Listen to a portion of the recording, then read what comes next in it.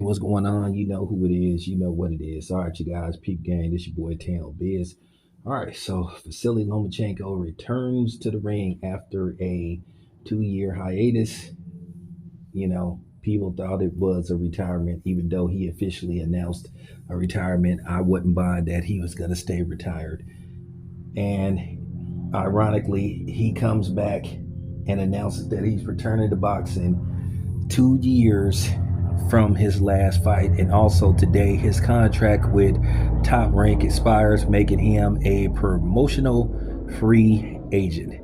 So that's what I find very hilarious. Timing is everything. Now, where will he land? Who knows? Now, how the media will present this, who knows? But me myself, I went in on Lomachenko, which, by the way, everybody knows I wasn't the biggest Lomachenko fan. And by the way, Devin Haney beat Lomachenko.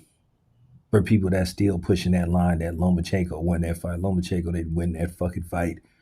Um, but nevertheless, um, he got a complete pass from certain fans for basically punking out of a fight with Tank. A deal had been reached, and basically they were about to announce the fight date, location, etc., etc. And Lomachenko all of a sudden said he was having injury problems, so he had to retire. And now here he is announcing a comeback to boxing at age 38. Mm, where will he land? It's a few places out there. I don't think he's going to PBC.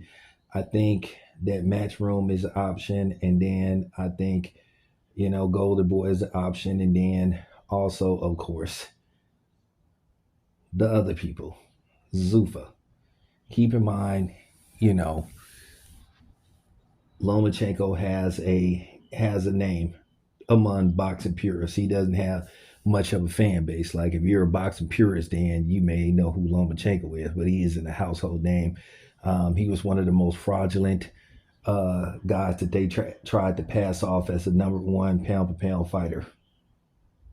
And if you look at his resume, there's nothing that can support that he should have been a number one pound for pound fighter.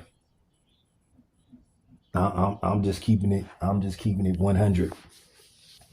So we're gonna see how this plays out. So let's see what happens with Lomachenko. Like I said, I'm not gonna say welcome back. I'm just like, okay, okay.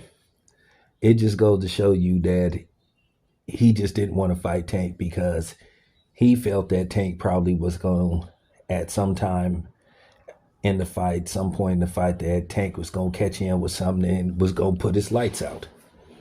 And I guess he didn't want that embarrassment of being knocked out by Tank, where basically if he fought somebody like Shakur Stevenson could just outbox him, not knock him out. And I guess Lomachenko would rather finish on his feet than become basically a thumbnail. But I do think he blatantly ducked Tank. And I know people go, see, well, Tank ducked him first. And, well, you know what? Maybe, maybe not. But we know for sure that he basically found a way to get out of that fight when the deal had been reached. I'm talking about a deal had been reached. I'm talking about they was about to announce it like maybe in a week or something. They were saying, oh, it. I mean, it hit. I mean, for real, it hit them internet streets that a deal had been reached, and then all of a sudden, Lomachenko retires. So let's see what happens. Anyway, it's your boy Town. I'm out.